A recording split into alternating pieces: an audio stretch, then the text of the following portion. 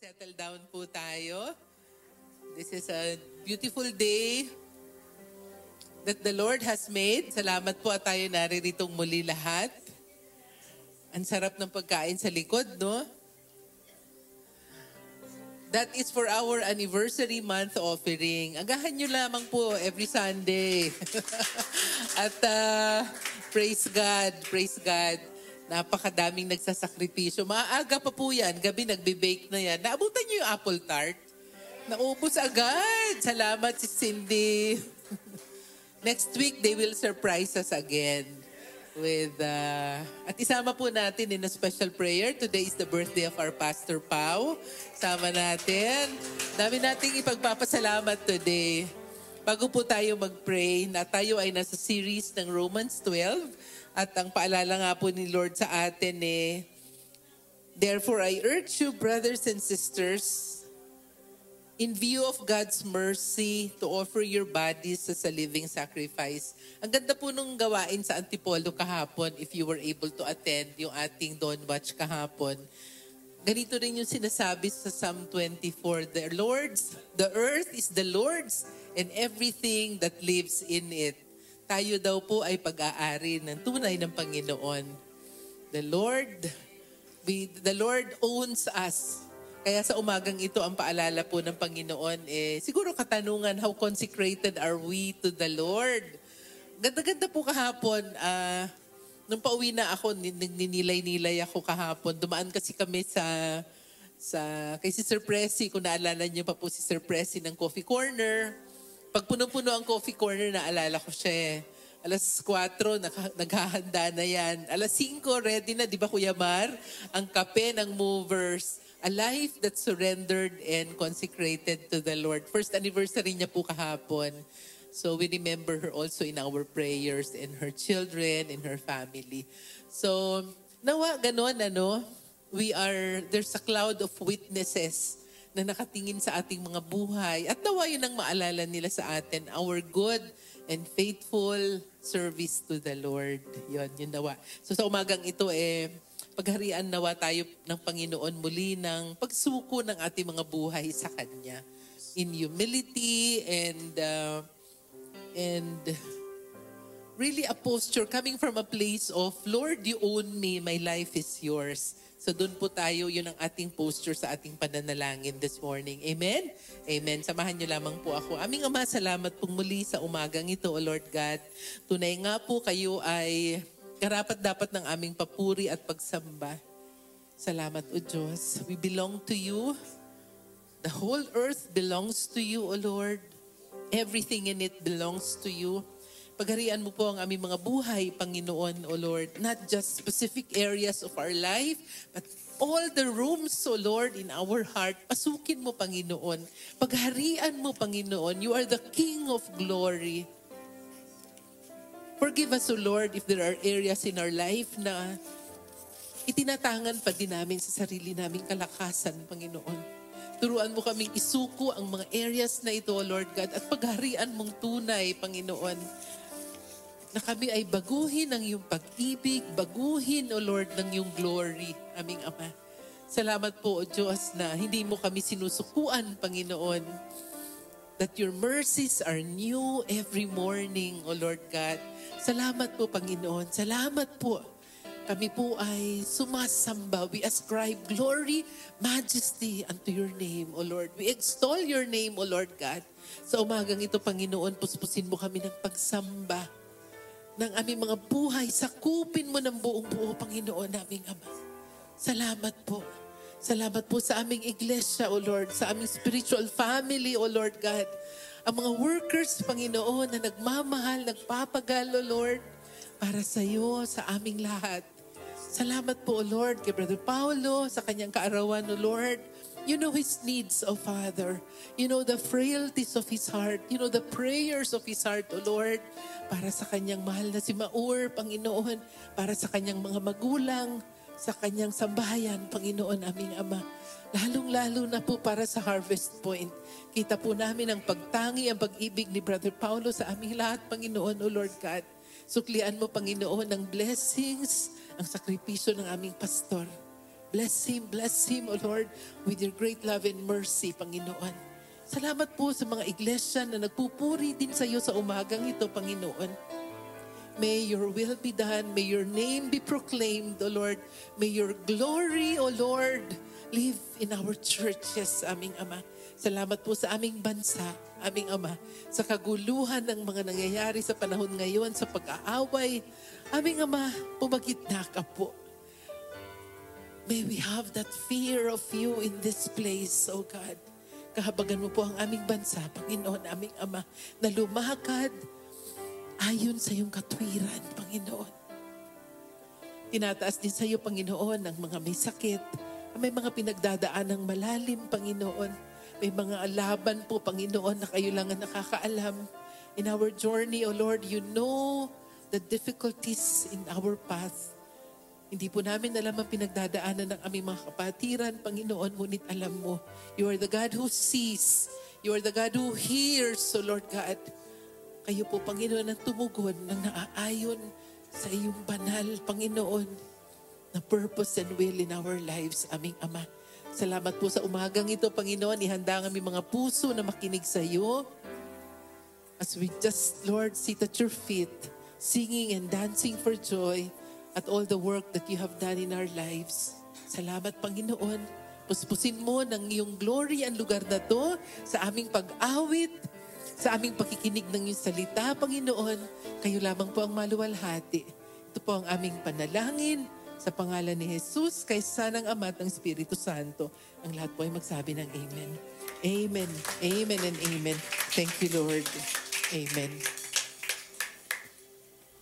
Morning, Harvest Point family. Morning! Nakakain na po bang bawat isa? Yes, may energy eh. Anyway, we encourage everyone to stand up. And we know, we'll just lift up everything unto the Lord. What every kind of burden you have today. Let's just lift up every weight that has been bothering in your mind, in your heart. For we have this kind of peace that if God's will happen in our lives, it is so good. It's so full of promises. It's so genuine and unconditional. And it lasts forever, more than of our lives. And with this song we prepared, may this be the prayer of our hearts. You know? May we pray today that may God's will be done in our lives. Maraming salamat, Panginoon. Maraming salamat. Maraming salamat.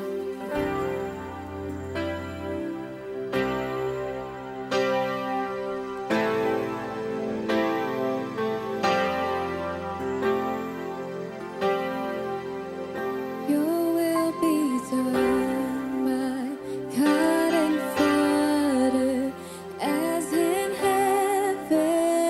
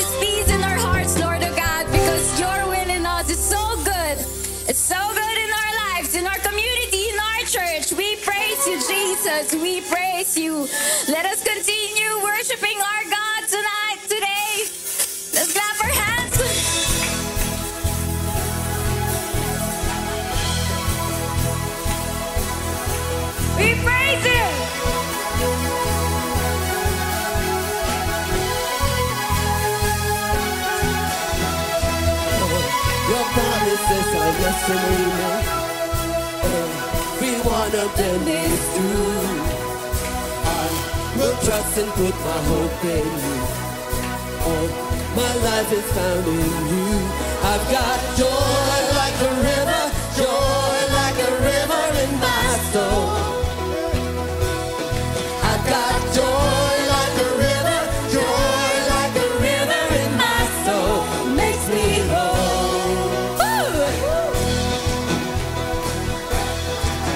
We praise you. Fix our eyes upon your faithfulness. I walk by faith and not by sight.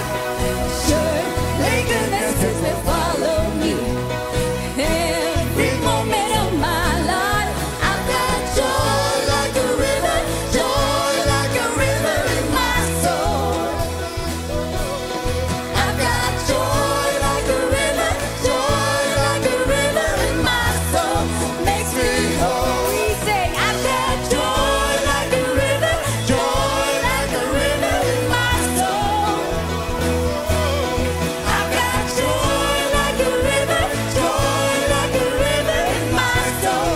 Makes me whole. We worship you. Lord, we are not here, Lord of God, if it's not by Jesus Christ who died on the cross. We are joyful, we are grateful, Lord of God, for the salvation you have given to us. You give hope to the hopeless, peace to the restless, strength to the weary. You bring freedom to captives, light to the darkness. Joy is where you are. You give hope to the hopeless, peace to the restless, strength to the weary heart. You bring freedom to captives, light to the darkness. Joy is where you are. You give hope to the hopeless, peace to the restless, strength to the weary heart. You bring freedom to captives, light to the darkness. Joy is where you are. And I've got joy. And I've got joy. And I've got joy. And I've got joy. I've got a joy like a river, joy like a river in my soul. We worship. I've got joy like a river, joy like a river in my soul. Makes me whole. I've got joy like a river, joy like a river in my soul. I've got joy like a river, joy like a river in my soul. Makes me whole. I've got joy, and I've got joy, and I've got joy, and I've got joy, and I've got joy. I've got joy. I've got joy. I've got joy. Thank you, Jesus. Thank you so much, God. We can sing, Lord, because we have the privilege to worship you, Lord of God. We can sing, Lord of God, because you tore down the veil, Lord of God, that hinders us between, Lord of God. We praise you, Jesus Christ. Church, please allow me to read from Psalms 85, verses 8 to 13. It says, I will listen to what God the Lord says. He promises peace to his people, his faithful servants, but let them not turn to folly. Surely his salvation is near those who fear him, that his glory may dwell in our land. Love and faithfulness meet together, righteousness and peace kiss each other. Faithfulness spring forth from the earth, and righteousness look down from heaven. Verse 12, the Lord will indeed give what is good, and our land will yield its harvest. Righteousness goes before him, and prepares the way for his steps. You know what? From the last year, what God really taught me is that we always pray about something that it is material, tangible. And if it's not given to us, we thought that we're not blessed. If something that we are really praying for wasn't been given to us, or it was delayed, we felt like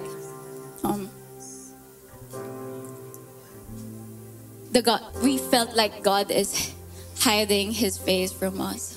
But you know what? The joy of being faithful to the Lord is knowing that in every process that we go through, there's a transformation in our hearts. There's a new character molding within us. It doesn't matter what is the end goal. It doesn't matter what is the destination. It always matters what is the journey that lies before us. And we have this peace that the Lord is reigning in our hearts. And Lord, we come before you. Lord, we are a sinner. Nadadapa po kami. Meron po kaming puso at isip, Lord, o na sobrang tigas, Lord.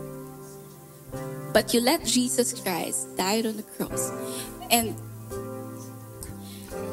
kung titingnan po namin aming Ama, yung wrath, yung God of wrath na nangyari, Lord, kay Jesus Christ, we ourselves cannot imagine, Lord oh God, if it will happen to us, Lord oh God. We always romanticize that Jesus died on the cross, but we haven't realized how heavy the God of wrath is.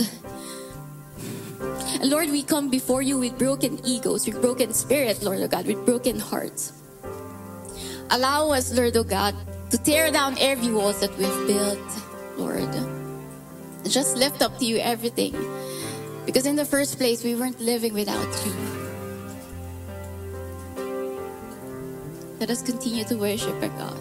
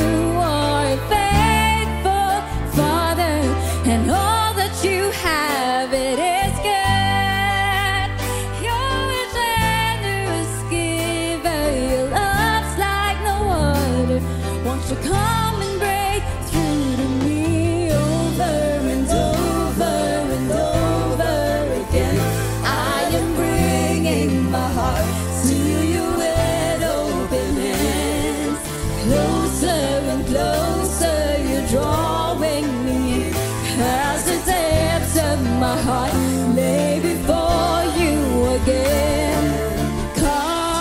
and tear down the walls of built up. Every wall of built up. Every wall of built up. 'Cause you deserve every beat of my heart. Every beat of my heart. Every beat of my heart.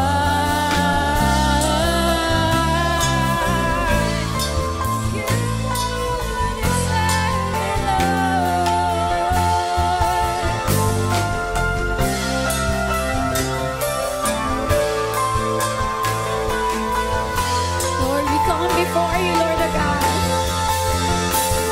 We don't know each and every one stories that you have, but the Lord sees you. The Lord knows you. The Lord is with you. And right now, let's just lift up our hands unto the Lord as an act of surrender. And we sing over and over again. Over and over and over again, I am bringing my heart to you and opening. Closer and closer, you're drawing me in as the depths of my heart lay before you again. Say over and over and over again, I am bringing my heart to you. Closer and closer, as the depths of my heart lay before you. Sing over and over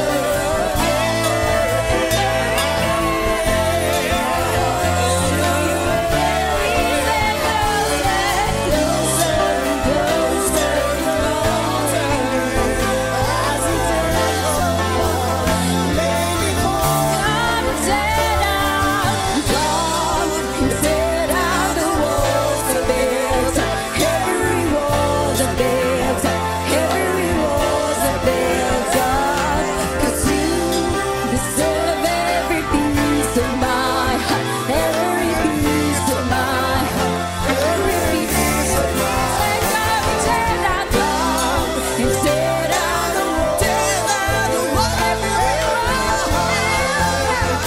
every wall of it. Every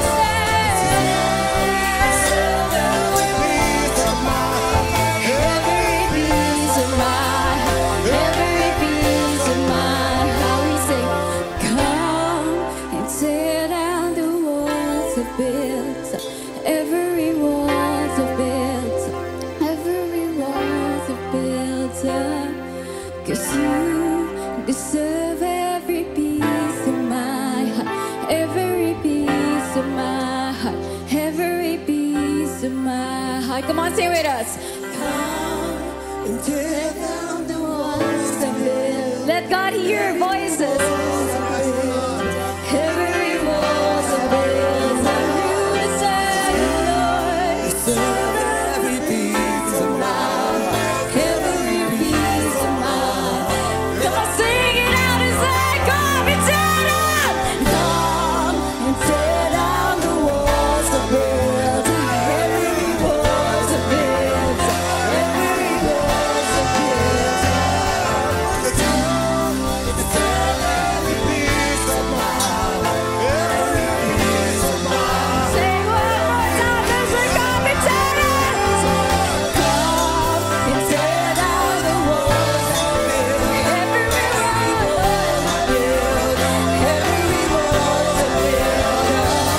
'Cause you deserve every piece of my heart. Every piece of my heart. Every piece of my heart. And tear down the walls. Every wall of built. Amen, Lord. 'Cause you deserve every piece of my heart. Every piece of my heart. Every piece of my heart. We know, Lord, you're smiling upon us, Lord, oh God. Lord, we pray this Sunday service be about you, Lord, oh God. May this service, kayo nga lang pong maging sentro na aming mga buhay, Lord O God, ang aming intensyon, ang aming mga focus sa aming Ama. Lord, we also pray for the other churches, Lord O God, that has ongoing services right now. Lord, we know that you will bless them as you bless us today, Lord O God. We praise you, we glorify you. This is our sweetest and mightiest name. Everybody says, Amen, Amen, Lord O God. We praise you, Jesus. We praise you. Good morning po, Harvest Point family. We can sit down na po. Thank you.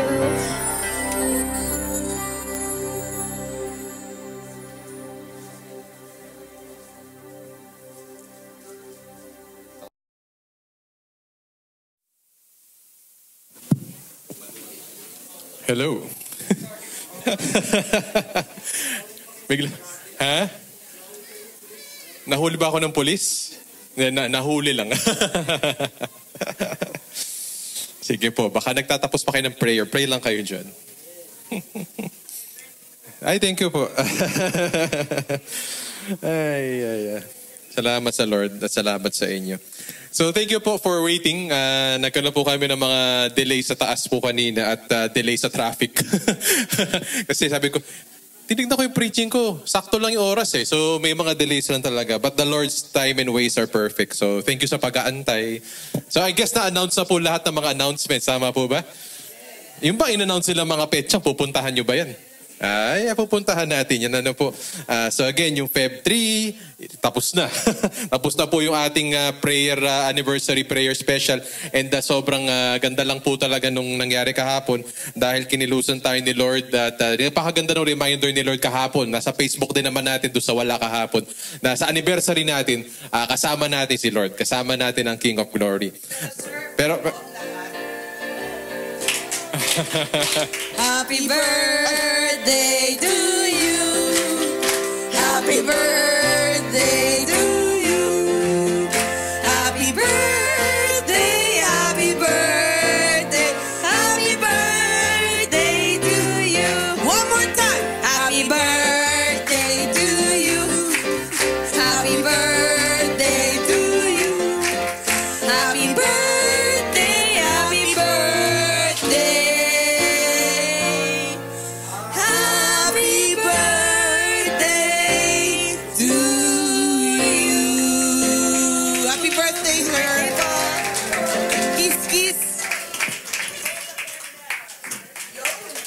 And Love in Action, February 17. So, yung ating co-boss. Thank you po sa paghahanda po nito. Thank you sa lahat na nag-prepare. At wish ko, paano ko natanggap mo ng wish mo? Yeah, more wishes to come. Praise God. Praise God. Thank you po. Thank you for the love harvest. Ay, pag tumatanda ka po, sumisimple na birthday. So, yung birthday cake po na yan, sobrang surprise na po talaga yun. Sobrang blessed po. So, thank you, thank you. Biro ko nga sa asawa ko, hindi lahat ng tao umaabot sa alignment of the stars and the calendars. Alam niyo ba may alignment today? 2424 today eh. Depende daw paano mo sinusulat yung petsa kasi sa Europe daw baliktad sila. So doon ako sa US standard. Yeah. So sabi ko, sino sa inyo umabot na nag-align yung mga birth dates niyo? Anyway, di naman tayo superstitious. But just amazed. I'm just saying that I'm amazed sa mga simple joys na binigay sa atin ni Lord. Going back to the announcements, Feb 17, Couples Night ho natin, Feb 25, anniversary natin. Pag-pray nyo po, bigyan tayo ni Lord ng magandang lugar. Okay po ba sa atin medyo lumuwag-luwag tayo sa Feb 25? Pero to be honest, wala pa ho tayong sagot mula sa management. So we're praying na bigyan tayo ng kasagutan to that po. Now, pinag-pray nyo po kanina was about leaders. Tama ho ba? Yun ang pinag-pray nyo kanina? Okay, doon na po tayo magsisimula. At sa atin hong serye, nandito na po tayo sa topic po of leadership o pamumuno o pangunguna. Medyo nagbaliktad lang ho ang sequence today because I personally felt that ako po should step up and talk about the spiritual gift of leadership. And so next week na lang natin pupuntahan yung gift of exhortation or encouragement. At then yung huli ay yung spiritual gift of mercy. Di ko wala nabanggit, sorry to may kalayag, mga kapwa ko kalayag, Feb 18 pala ang kanila hong General Assembly 2 p.m. dito po. So sa lahat ng mga katulad kong high school, college, hindi po, at mga kabataan, ang ganda ho ng paksa ho pala nila, sex and spirituality. Biruin niyo po, alam na pala ng mga kabataan ng mga issue na to. Mahalaga they hear guidance about this. Going back, leadership. The spiritual gift of leadership. Siguro po, nais ko lamang pong simulan po sa mga konting disclaimer. Ano po? Hindi man natin gusto ang ating mga leaders dahil realize ang mga leaders ho natin sa pamilya, sa dipunan, maging sa church, ay mga tao lang din. We still need good leadership. Isa ho itong bagay na kailangan ho natin pag-isipang mabuti. Ulitin ko po, hindi man natin gusto o kadalasan po hindi natin gusto o type ang mga leader na naluklok sa ating pamilya. Sino dito pinili nyo magulang nyo? Wala. Yung asawa mo, pinili mo. So hopefully kilala mo siya at minahal mo siya nung pinili mo siya. Pero yung magulang nyo, yung naging unang leader nyo sa pamilya, yung nagmulat sa inyo sa buhay sa mundo, hindi naman kayo pumili sa kanila. Yung boss mo, pinili mo? Pinili mo yung kumpanya mo, pero nung pumasok ka, nalaman mo, ay siya pala yung manager dito at may ugali pala siya. At may pamamaraan pala siya. Sa church, pinili nyo ba kung sino magpapastor at magiging elder? For some cases, yes. In some cases po, iba yung form of appointment scheme. Ano po? Pero sa bansa, pinili nyo ba yung leader? Type nyo ba yung nanalo nung eleksyon? Oo. Kayo, ha? May nangyayari lang sa bali-balita ngayon. Biglang nag-iba na yung mga opinion ng iba sa inyo. Ha? Parang may confusion. Anyway, we will not go to those details. Ano? But then, may iba, gusto nyo yung nanalo. May iba, hindi. Hindi natin po minsan type ang mga leaders natin sa kanilang pag-uugali, sa kanilang mga programa, mga ginagawa, sa kanilang mga plataforma, sa kanilang pamamaraan. Hindi natin minsan type. Minsan nga there is bitterness, hatred, animosity towards leaders. But again, we need leadership and we need good leaders. Siguro kung naiinis kayo, nalulungkot kayo sa leader ngayon sa buhay nyo, ito ay way ni Lord para i-desire nyo na ang maging leader sa pamilya, sa iglesia at sa bansa ay maging good leader sana. Hindi man sa panahon natin, baka maybe in the next election. Hindi man sa panahon natin, maybe sa next generation. Dahil po kailangan ho ng tao, kailangan ng pamilya, bayan at iglesia ng leadership. Kapag maayos ang leadership ho, maayos ho ang atin pong pamumuhay, maayos ang relasyon natin, may magiging productive, effective at faithful tayo. Halimbawa sa pamilya. Kapag ang mga tatay, which we believe is mga kalalakihan na tatay ay merong responsibility kay Lord na magturo at mag-disciple, kapag nag-step up si tatay sa ganong spiritual leadership niya, it will be for the good of the marriage and the family. Kaya ho sa mga kalalakihang nakikinig nito, Happy Father's Day, no? Hindi po. I hope you step up into your role. Sinasabi ng mga guys, hindi ako magaling magsalita. Hindi ako magaling magturo. Tapos pag Sunday, si Mrs. ganun ng ganun. Uy, sabi, turo mo nga sa anak niya, sabi ni Pastor, ba't ako lagi naturo-turo? Mga guys, kapag nag-step up ka into your position, your privilege, your responsibility, maniwala ka kahit mahiyain ka, ikaw pinaka-introverted na tatay sa mundo. Kapag natutunan mo po ipahayag ang salita ng Diyos sa asawa mo at anak mo, mabe-bless kayo. Now, baka naman ma-insecure yung mga kababayan, sabi naman, ano naman natira sa babae? Kayo din po, in this very beautiful picture of marriage, meron din po kayo pong leadership role. Subukan nyo po i-organize po ang tahanan. Subukan nyo po i-organize ang plan ng the week. Subukan nyo po ayusin ang mga kakainin ng asawa at anak nyo. Subukan nyo po mag-manage ng budget. These are just some of the things in which the woman, in her particular strengths, exercises leadership. Imagine kapag hindi niya finulfill yun. Brother naman, paano kung si Ma'am Marlene sinabi, ikaw na lang mag-budget, ikaw mag-grocery? Hindi ko kaya. May dahilan. Dapat talaga kayo magsama ni Madam, di ba? And so even women are also empowered in their particular design and purposes for leadership. Let's apply that po sa kumpanya at sa schools. Good leadership. If you are po in a school organization po, if you're manager, if you're class president, if you're school teacher, if you're principal or administrators, have a very clear vision of what this organization or school should be. Mararamdaman nyo po yung clarity ng direction, mararamdaman nyo yung wisdom, mararamdaman nyo yung bunga ng inyo pong focused efforts. Masarap magtrabaho para sa mabuting boss, tama ba? Minsan, akala mo yung boss mo, mas magaling naman ako sa boss ko mas tapos ako sa boss ko Pero dahil siya po ay magaling, makisama, magaling magdireksyon, at siya'y masipag, pwede na, sige, magpapa-under na ako dyan and then yung team nyo sobrang okay. Sino po dito ang manager? Managerial.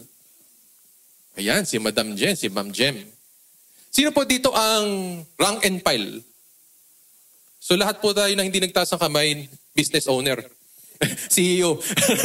Rank and file. Marami sa atin rank and file. Karamihan sa ating rank and file We believe po that if the managers practice good leadership principles, ang rank and file will be energized, will be inspired. And though hindi perfect ang workplace at school, it will be a happy place to be in. And we will deliver results. The bottom lines.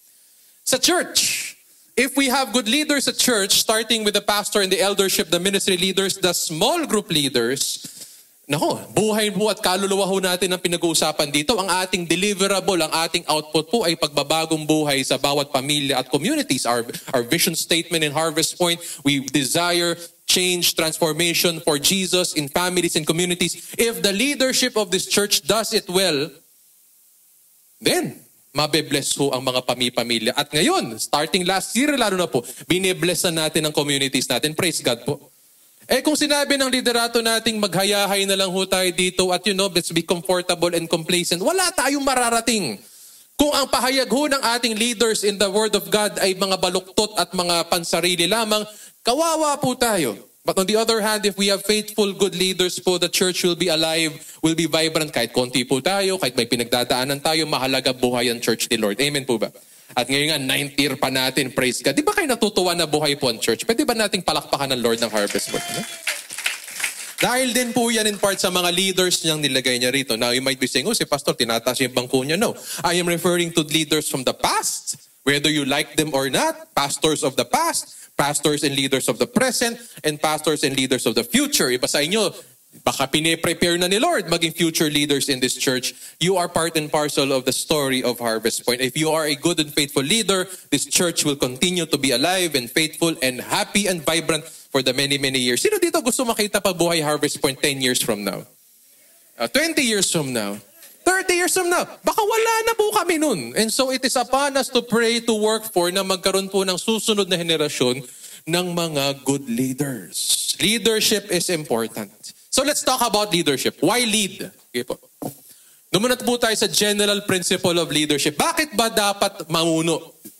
Okay. Some things we can say about leadership. Number one, leadership is a privilege, but let it be said, wag kalimutan, leadership, ang pagiging leader, pamumuno, ay isa din pong responsibility. Can we say that out loud? Responsibility. Ang problema ho, kaya siguro naninega ho, nalulungkot at disappoint tayo sa mga leaders natin. Baka lang kasi masyado sila nakatingin sa privilege, sa position, sa mga perks, sa power, rather than the responsibility. And we'll get to someone who talks about responsibility later. And so, because gusto na marami ang privilege, some want to be leaders, some think that they're leaders already, but are they true leaders? Maraming gusto magpresenta, maglider-lideran sa pamilya, magsimula ng pamilya, sa organisasyon, ma-promote, sa church, magpresentang pastor o elder. Maraming gusto i-promote ang sarili nila to positions of leadership. But are they true leaders? And if we put false leaders in our homes, in our organizations, in our church, we will suffer. We need leaders who have a sense of responsibility. Not just privilege and entitlement.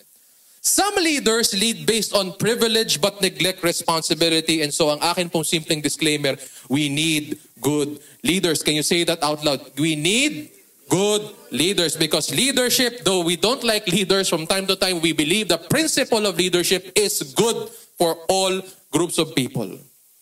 Now, ano po ba sa Christian ang leadership? What is true leadership for us who know God and follow Jesus? Matthew 20:24-28. Galing ho ni Jesus dito. Jesus talks about, and I guess this is a famous passage pagdating sa leadership. Jesus teaches and exemplifies leadership. Sabi po niya 24 to 28. And after hearing this, the other 10 disciples became indignant with the two brothers. Ang kwento ho dito, ang backstory dito, may dalawang disciples pumuposisyon sa leadership. Gusto nila magkaroon ng special position at special favors kay Lord. Kaya sabi nila kay Lord, paging close tayo. Kasi ikaw si Lord eh. Pag naging close tayo, okay din kami, blessed kami. Eh nagkainggitan. Yung mga disciples si Jesus, nagkakainggitan na po. Nagpupolitika din sila. Ano po? Napuposition din sila. Gusto din nila ng leadership, maging leader. But Jesus called them to Himself and said, basically sabi ni Jesus, gusto nyo mag-lideran, gusto nyo itong privilege na to, alamin nyo what you're asking for. Sabi ho ni Jesus Christ, you know that the rulers of the Gentiles domineer over them. And those in high position exercise authority over them. Sabi ni Jesus, eto ba ang idea nyo ng leadership? Ang mundo. Gentiles referring to the world, how the world thinks, the world system. Sa mundo ng mga hintil, ang mga leader, ang ginagawa ay ano? What word is this? Domineer. Ano pong word dyan? Ano pong verb dyan? To domineer, so to dominate. Ano po nangyayari pag dinodominate ka? Tameme. Kinokontrol ka, minamanipulate ka, inaabuso ka. Yan ang ginagawa ng makamundong leader. Kaya wag ka na magtaka kung nalulungkot ka sa mga leader sa paligid. Because yan ang patakaran ng mundo, yan ang kalakaran sa mundo. Pag leader ka, gamitin mo sa pansarili mong interes. At ikaw, kontrolin mo mga member mo, gamitin mo sila, yung mga bumoto sa'yo, yung mga subordinate mo, para ma-accomplish yung gusto mo mangyari, para maging masaya ka. Yan ang mundo. Huwag na tayo magtaka. Those in high position exercise authority. Ginagamit nilang position nila at yung kaakibat na authority nun, again, to echo what Ma'am was saying on the side, to control people, to manipulate their followers, their subjects, towards their goals. But sabi ni Jesus, next slide, ano sinabi niya, verse 26? It is what? It is, diba niya, it is this way, follow the Gentile way. Ano sinabi niya about leadership? It is not this way. Huwag kayong maghanap ng posisyon at pribilehyo para lang mang-dominate at mang-control ng tao. Ibahin nyo ang leadership ko, sabi ni Jesus Christ. Tuloy nyo po sinabi niya, but servant, will stop there. The principle of Christian leadership according to Christ is service. Kaya nga may term, servant leadership. Ang Christian leader ay isang servant. Sabi ni Jesus, so dyan pa lang, posisyon kayo, privilege kayo. Sino sa inyo ang handang ibigay ang buhay nyo, ang taon ng buhay nyo, ang reputasyon nyo, ang dignidad nyo, para i-serve ang iba? Hindi nyo sila kilala, makakaaway nyo sila, ibang lahi sila, ibang relihiyon nila, pagsilbihan nyo sila sa ngalan ko. Sino sa inyo ang gusto niyan? Verse 27, pakituloy, whoever...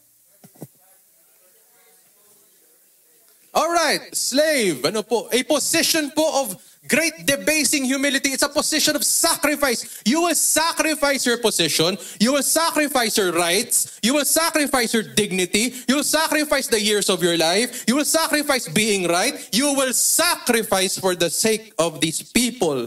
Sacrifice. That's another principle of leadership. Service and sacrifice. Sabi niya, yan ang leadership.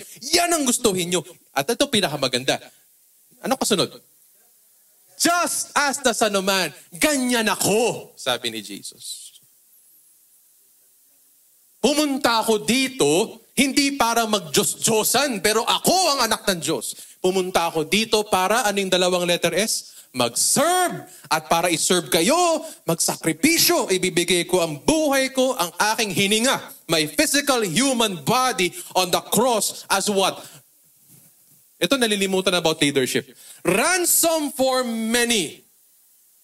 So meron tayong dalawang S. We have service, which involves sacrifice. Ano kaya yung pangatlong letter S na pwede kong gamitin dito sa third principle about Christian leadership? Sanctify, perhaps? Mas save tayo? Para mag-surrender tayo, kaya maraming letter S, hindi ko na ipipilit, ano? But there must be an output or an outcome. Ang leader ho, kapag nag-serve siya, kapag nagsakripisyo siya, may dahilan at may kahihinatnan. Maraming pwede mag-serve. Marami hong pwede magsakripisyo. Pero saan papunta yun? That is also important in leadership. Sabi ni Jesus, yung pagbibigay ko ng sarili ko, may patutunguhan yan. May patutunguhan tong pagbibigay ko ng sarili ko. Ano patutunguhan nun? Kaligtasan nyo. Ito, resibo. Si Kristo ba nabuhay sa ikatlong araw para iligtas tayo sa kasalanan? Yes or no, my brothers and sisters? And so yung kanyang leadership, may pinatunguhan. Maraming leader, walang pinatutunguhan. Salita ng salita, plano ng plano, programa ng programa. Ang leadership ni Jesus will change your life and will change the world. That is our leadership. And so sabi ni Jesus, yan ba ang leadership na gusto nyo? Ito ay countercultural. This is very radical. This is out of this world. But I am making this possible in this life and in the world. Kaya the title of this message is, as we talk about leadership, who among us will dare to lead like Jesus? I challenge lahat ng mga gifted in leadership. Will you dare to lead like Jesus? Sabi ko nga, sumabay pa to sa birthday ko. On account of my birthday, I'm now reflecting. Nalilive up ko pa rin ba tong challenge na to? Parang binabalik ako yung bumbuhay ko. Yung aking calling as a pastor, as a preacher of God's word. Nalilive up ko pa rin ba itong napaka-tall order na ito to dare to lead people like Jesus? Because we need what kind of leaders? Good leaders. Romans chapter 12, 6-8, you will find the spiritual gift of leadership here in verse 8. Or the one who exhorts in the work of exhortation, the one who gives with generosity. And now, pakibasa po ang gift of today. The one who is in what? Ayan, sabi dyan, dare to lead. If you are gifted to lead, dare to lead. Mag-leader ka if you are called to do this. Now, dalawang mahalagang pagle-level up sa inyo. Next slide. In Revelation, a reminder to us, lahat tayo leader. Bakit? Pupunta tayo sa Revelation 1. Lahat tayo tinawag mag-lead. As you will find out in all of the spiritual gifts here, lahat to dapat ginagawa mo. Pero may ilan sa atin na angat dito at tinawag i-demonstrate, exemplify yan. Yun sila yung gifted dito. Mas natural sa kanila mag-lead, mas organic sila mag-lead, mas effective sila mag-lead, kaya gifted sila mag-lead through the Holy Spirit. Balik muna tayo sa first level. Lahat tayo leader. Ha? Leader ako? Yes! Sabihin mo sa katabi mo, leader ka. Seryosohin mo buhay mo, kapatid. Seryosohin mo, panawagan mo, kapatid. Kahit anong pinagdadaanan mo today, ano man ang background mo, socio-economic background mo, educational attainment mo, gaano katagal ka na sa faith at sa Harvest Point, if you are in Christ, you must lead. You must influence. Diba? Medyo mas connect dyan sa mga Gen Z natin. Pakisabi sa katabi mo, influencer ka. Mag-start ka na mag-vlog mamaya. You are a person of influence. Why? Sino nabubuhay sa'yo? Christ! Hindi pwedeng pigilan ang buhay, ang mensahe ni Kristo. Kailangan, ang sabi po sa atin, you must be what? Salt and light. Meron bang asin na matabang? Kailangan may lasa ka, kailangan may dating ka. Meron bang light na walang ilaw? Meron dapat liwanag. Kahit kandila lang yan sa dilim, magliliwanag yan. Yan tayo. We are a kingdom of priests. Pag ini-imagine nyo yung priests, ano po? Isip, yung priest yung mga nag-pray, yung nagtuturo ng God's word. Ba't ka nagpe-pray? Ba't ka nagtuturo ng God's word? To lead people closer to the Lord. Why do you intercede? Because you want to bring people closer to the Lord by God's grace. Why do you preach as a priest? Because you want to bring people closer to the Lord. The ministry of the priest is also leadership. And kung lahat tayo priest, lahat tayo leader. May sense yung akin pong logic. Priest tayo. Ang role ng priest, ilapit ang tao sa Diyos. Sa pamamagitan po, alam na natin this, through Jesus Christ. Si Kristo ang daan tungo ang tao makakilala, malapit at mabless ng Diyos. So ang tanong, sa first level, ginagampanan mo ba ang iyong leadership position and privilege and responsibility to lead people to God? Hayahay ho ang buhay ho natin.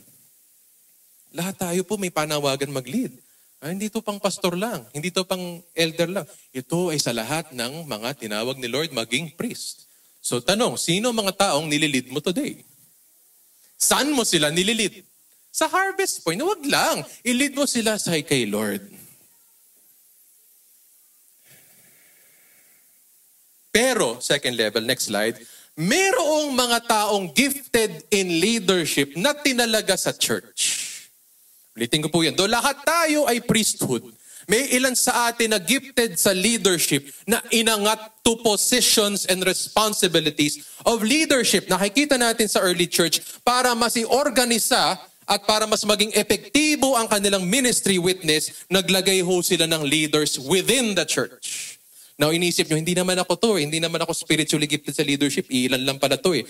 Makinig ka dahil sabi ko nga, leader ka din. May matututunan ka rin mga prinsipyo. Balik tayo dito. Acts chapter 20 verse 17. From Miletus he sent word to Ephesus and called to himself. Sino po mga pinatawag? Elders. Leaders among leaders. Leaders in the church. 1 Peter 5:1-2. Therefore, I urge... Sino po? Elders. So basically, the position of leadership in the church is called elder. At ang panawagan ng elder, verse 2, po ang pinaka-action word ng elder. Shepherd. That is, again, another way of you can understand leadership. Christian leadership is shepherding. Pag-aalaga ng mga pastol. Yan ho ang pangunahing job description ng leader sa church, di ba? Layo ho sa utak hintil sa leadership. Nakalagay ho ba dyan? The elder shall make payaman. Ba't may mga nagpapayamang pastor at mga leader sa church? No? Unless businessman ka o tinawag ka ni Lord yumaman. Sinabi po ba dyan na gamitin mo ang mga members mo para sa iyong pansariling interest? Hindi ho eh. Sinabi ho ba dyan, magmalaki ka at ipangalandakan mo lahat ng alam mo, lahat ng tinapos mo, lahat ng kaalaman mo tungkol sa Bible at the Word of God. Sinabi ho dyan, alagaan mo ang mga tupa. Yung next picture, yung picture po na to, napakadali ho, napakasimple ho ng buhay ho ng elders sa church. Mag-shepherd. And to those na tinawag ni Lord to be elders of the church, they are gifted with the spiritual gift of leadership. Now, iniisip nyo, yung elder lang ba sa church ang may gifting na ganito? No, more than them. Sino po dito ang small group leader? Nahiya na sila, hindi daw sila gifted. Inutusan lang daw sila mag-lead. No. Sino po rito po ang small group leader? Pwede po tumayo. But huwag nyo kakahiya po ang inyong responsibility at calling. Ba't nalimutan nyo nag-turn up 2024 lang, wala na kayo small group meeting? Okay. You are reflections of this idea. You are shepherds of lives. In fact, sabi nga po, minsan mas personal pa ang leadership ng small group leader because you are discipling them buhay sa buhay. Ang pastor, ang plataforma niya ay linggo at yung mga private messages natin and sometimes we see each other. But ang small group leader, you're intimately drawn into, you're intimately influencing the lives of people. Wow, what a responsibility. Ministry leaders, please stand up. The hands of the church. Hindi lang po puro head, kailangan ng hands. The hands of the church are also leaders. Feel nyo ba? Pagka-leaders, napilit lang kayo ng ministry leader nyo. Iba sa inyo, naging leader kasi sinabihan. Iba sa inyo, pinilit. Iba sa inyo po, nag-volunteer. But anumang dahilan, bakit ka nasa position in church? It's because the Lord called you to it. And I pray the Lord has gifted you in leadership. Siyempre, gusto natin gifted ho yung leader. May be seated po. Now, sila lang ba ang leaders ho sa church? Meron pa. Sila lang ba ang gifted? Meron pa bukod sa amin. Sino pa po? Baka kayo. Kaya sabi ko, makinig kayo until end of this preaching. Kasi baka kayo ang susunod na leadership ng church. Wow! At ngayon, ang kwento ng buhay mo, para ka lang si Pastor Pao nung bata siya, pakinig-kinig sa dulo, nakikinig sa pastor na hindi niya naintindihan man ang sinasabi, pero gusto niya makinig. Doon lang po ako nagsimula. Nakikinig lang ako sa likod ng church nung bata po ako. And then, lo and behold, nandito tayo ngayon. Baka may kabataan ngayon. Sino po rito mga umaaming bata pa sila tulad ko? Woo! Yes. Brother Don. Yes. Taas siya na kamay. High school. college, ang kinabukasan ng bansa. Kayo din po kinabukasan ng church. Maybe some among you po are gifted in this. And so I pray, listen. You might be this, you might be future leaders, shepherds of the church. Now, we will shift po to 1 Thessalonians. Ang atin pong tekstong pagkukunan po ng ating mga principles of the gift of leadership ay mula sa 1 Thessalonians 5:12-13. Pwede po ba tayong tumayo po at basahin po natin God's word through Paul to the Thessalonians in Thessalonica. Basahin po natin ang kanyang exhortation po in verse 12. 1, 2, 3, go. But we ask you,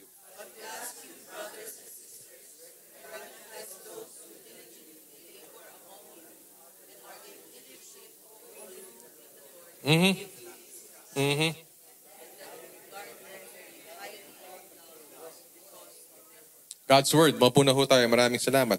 Ito ang hihimayin natin. Okay? Doon sa mga nagno-notes, wag kayong mag-alala, meron akong parang outline, pero gusto ko lang po namnamin natin itong salita nito ni Lord. Ano po? But we ask you, brothers and sisters, to recognize who? Those willing to diligently labor among you and are in leadership over you. Napaka-clear. In the Lord, also very clear, and give you instruction that you regard them very highly in love because of their work. Sino-sino itong mga gifted na to na spiritual leaders, spiritual elders ng church? Isa-isahin natin. Paano mo malalaman kung gifted ka ng leadership? I think yan ang isang burning question sa isip ng mga nakikinig. Sino ba talaga ang leader sa church? Ano ang qualification nila? Ganun ba kahirap yun? Kailangan ba may degree ka? Kailangan ba seminarista ka? Kailangan ba marami ka pong miyembro? Kailangan ba marami kang followers sa YouTube? Kailangan po ba may pera ka? Kailangan ba malaki small group mo? Kailangan ba marami kang plano? Simplihan natin. Simplihan natin. 4 things. May 4 akong nais bigyan pansin po nyo rito about who is gifted with the spiritual gift of leadership. Number 1, I'd like to begin with this expression here. In the Lord. Pakisabi nga po, in the Lord. A leader must be in the Lord. Tama po ba? Minsan po, leader pa ang wala kay Lord. Kaya nga nakaka-stumble minsan ang leaders. Ikaw po ay dapat makita po na may personal na relasyon at lakad kay Kristo at magpapatuloy ka kahit anong hirap ng buhay, anong hirap na ministeryo, you must be found always in the Lord. Hirap po nito. Dito pa lang ho, dami na hong matutumba. You see po, the Greek word po for leadership being used here, proistemi, is not about position. It talks about character. Ang leadership sa New Testament, ang premium niya ay karakter. Ang iyong karakter, pagkatao mo, ang pagkatao mo kay Lord. Yun ang pinakamahalaga sa leadership. Character. Hindi competency, hindi capacity, hindi availability, hindi ability to preach, hindi po quote-unquote anointing, we'll get to that later. Ang pinakamahalaga, yan bang tinatalaga ay kay Kristo. Kita ba sa buhay niya si Kristo? Posible siyang mainis mamaya, posible siyang maghirap mamaya, pero sa kabila ng yan, posible po ba makita pa rin si Kristo sa kanya? Yan ang leader. Siguro, napag-iisip-isipan ko nga po, yung blessing ni Lord sa aming sasakyan, wala siyang tint. Pinatanggal namin yung tint. So kita mo kami sa loob. Ang problema doon, brother, pagkita ka sa loob, kita nila yung mukha mo at lahat ng nangyayari sa loob ng kotse. So kapag inis ka sa traffic, kita ka sa labas. Kapag ikaw ay kaskasero, kita ka sa labas. Diba? Kita ka sa labas. So sabi ko, blessing ito. Sapagkat wala tayong pwedeng itago sa trapiko. Hindi mo alam yung katabi mong kotse, member. Hindi mo alam yung tumatawid sa harap, member. Or future member. Pagpunta rin sa Harvest Point na stumble, yun yung munti ka na sumag-aasa sa akin sa pedestrian lane na makikinig ako dyan. Kita tayo. Wala tayong pwedeng itago kay Lord at kahit sa kapwa natin tao. Kaya integrity, ang hirap po. Sino? Who would dare to lead in the church?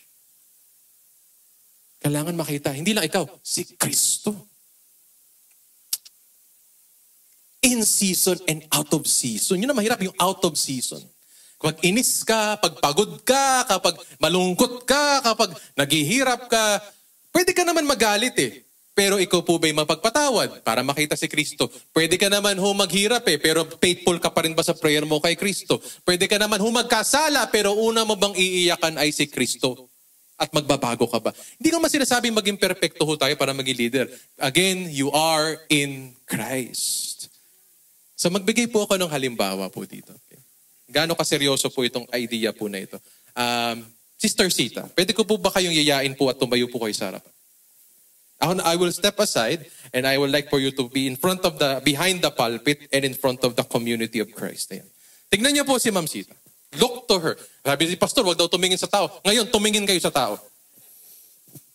Tignan niyo po siya. Nakikita niyo ba si Jesus sa kanya? Alam niyo po ba anong ginawa niya kanina umaga?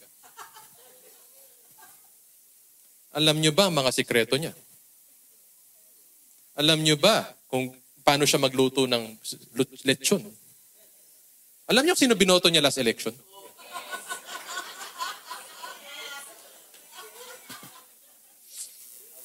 And yet, at the dulo of this day, nakikita niyo pa rin ba si Kristo sa kanya? Yan ang leader. Nakwento ko sa Antipolo, ma'am, yung kwento ng eleksyon. May mga nalaman yung binoto niya, may mga mababaw na mga bagay na hindi na kailangan sabihin, sinabi about her. But sabi ko nga punong-puno ng awat, grasya tong elder natin. Hindi na niya dinamdam po yung mga bagay po. Mahal pa rin niya kayo. Sino man pong nagpadala sa kanya ng message. Baka nandito. Thank you po, sister. Brother Manny. Step up to the front. Grabe, grilling pala to, no? Di ba, bakit ako sa inyo? Yeah, firing squad to. Ang leadership, firing squad. So, tingnan nyo siya. Tingin kayo sa tao. Ngayon na pagkakataon, tumingin kayo sa tao.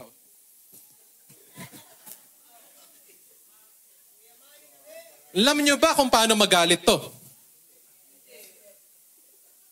Oh, hindi daw. Okay. Hindi nila alam. Okay. Alam nyo po ba ang mga nakaraan nito? Alam niyo ba paano mag-preach to?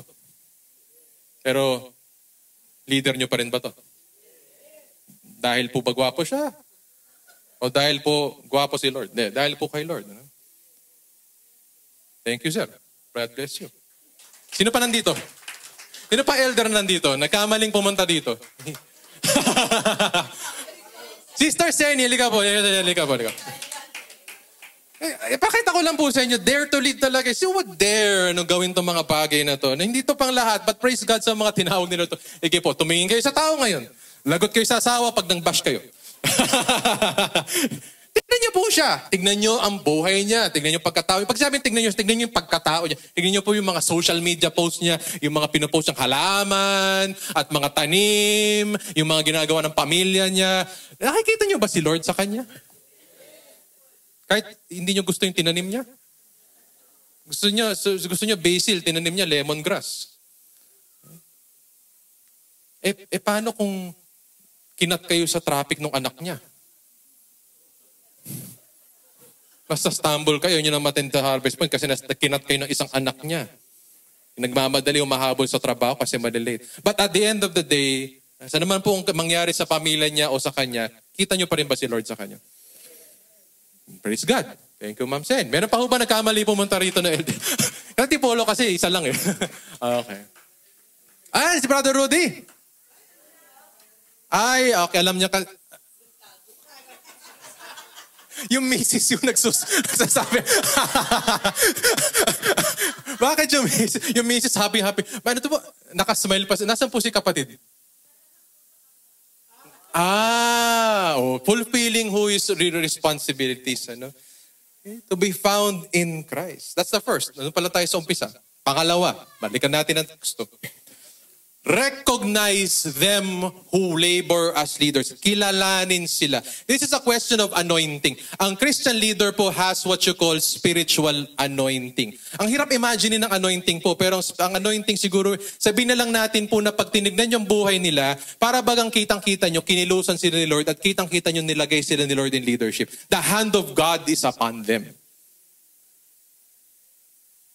Now, pag ikaw po ay leader sa Christian community, hindi ka po nangangampanya sa eleksyon.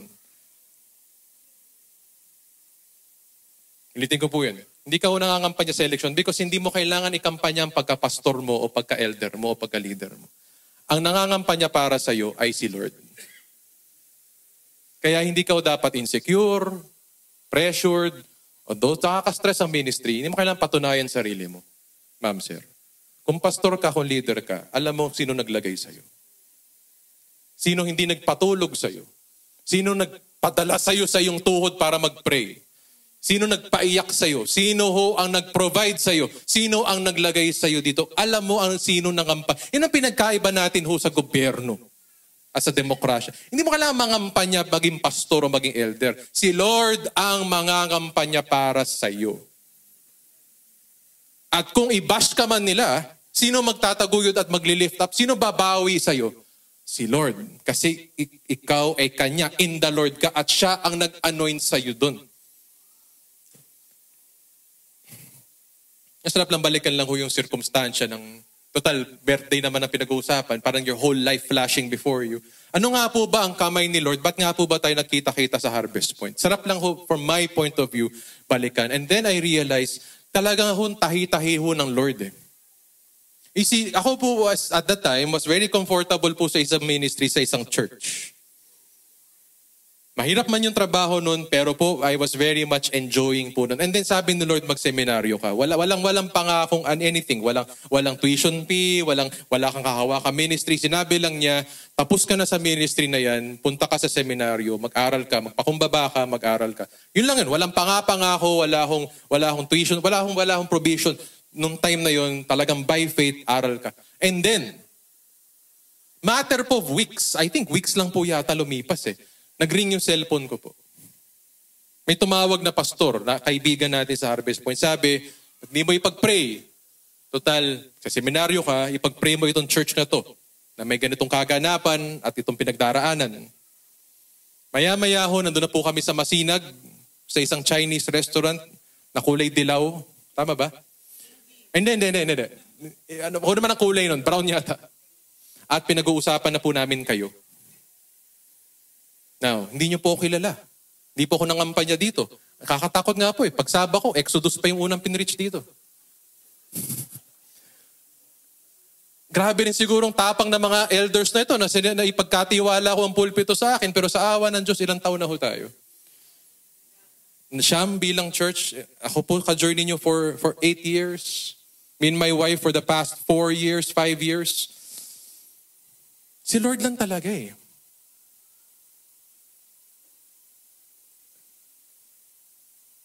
Wala naman ho sa plano ko po magpastor, and yet si Lord. Wala naman plano ko sa buhay ko, Harvest Point, and yet si Lord. Wala nga akong plano magpakasal eh. And yet nung naging pastor po ako, and then si Lord. Si Lord. Yan lang point ko dito. Wala po akong pinilit, wala akong kailangan po ipatunayan. Si Lord lang ho. And though may times, aminin natin po, iniisip ko, Lord, tama ba itong nangyari? Tama ba yung pagpipili? Tama ba yung pagpili nyo sa akin? Tama po ba yung pag-pray over nyo sa akin? Tama ba yung mga nangyari? Inahirap mabuhay in regret eh. Ito lang sa dulo ng lahat ng to. Lord, ano ba ginawa mo? At ang ginawa natin, whether nakikita nyo o hindi, ang kamay ng Diyos, binalik lang tayo sa pag-ibig, sa unang pag-ibig natin.